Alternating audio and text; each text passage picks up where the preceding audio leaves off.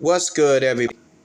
I am officially back on my social commentary mic once again. I'm Corey the Truth, and welcome to the My Voice channel, where I give my personal 2 cents on different topics that I want to talk about, and I want to continue on the previous video that I did on the current presidential election of not choosing at all. That was part one. This is part two. So, excuse me, here I go.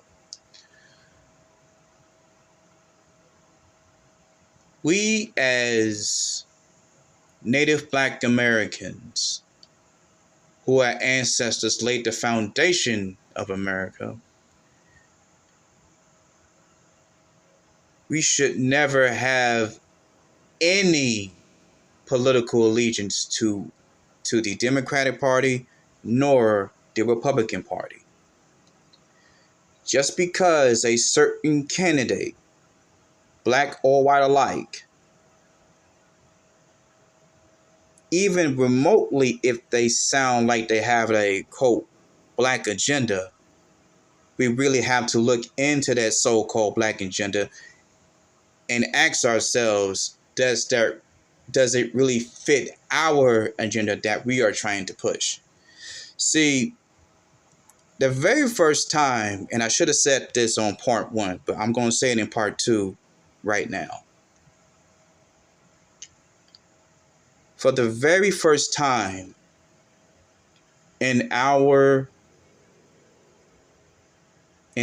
history, the people are in charge of our political power. And when it comes to our political power, then up next, it has to be economic power. And if not choosing either candidate is the goal, then the next goal needs to be economic power. And two things that we can do.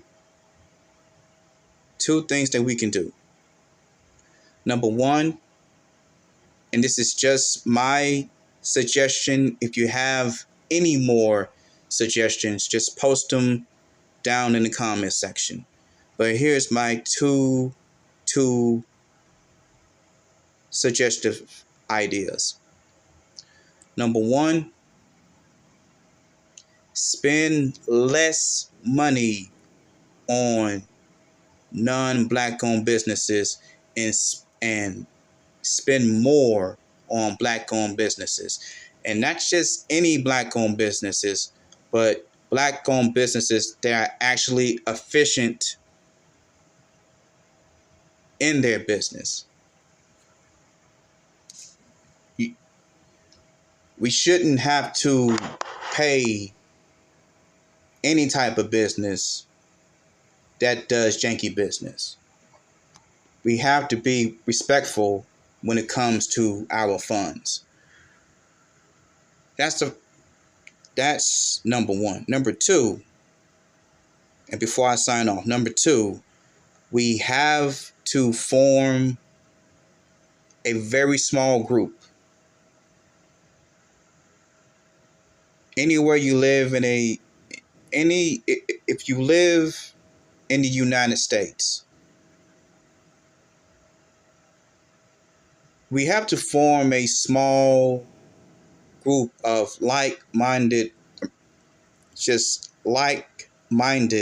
brothers and sisters who's willing to push our political and economic agenda forward, meaning putting our own resources together to the point where we can basically hire.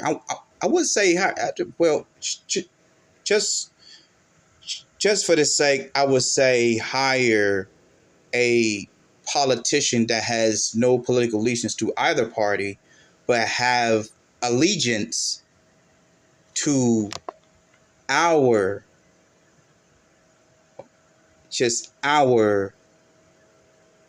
agenda.